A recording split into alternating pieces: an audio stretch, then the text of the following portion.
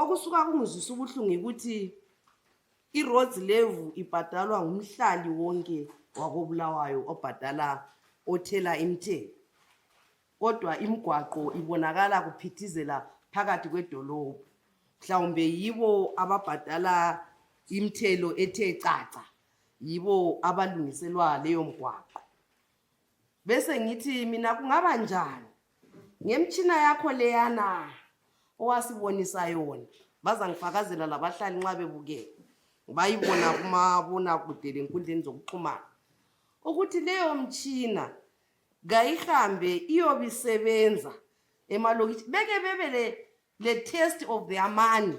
Izakhamizi beke bethi nxa sibakhuthaza ukubhadala ama-rates bazwisisa ukuthi why kumele bawabhadale, ngoba khathesi ngileqiniso lokuthi babona ngani izinto ze-city center.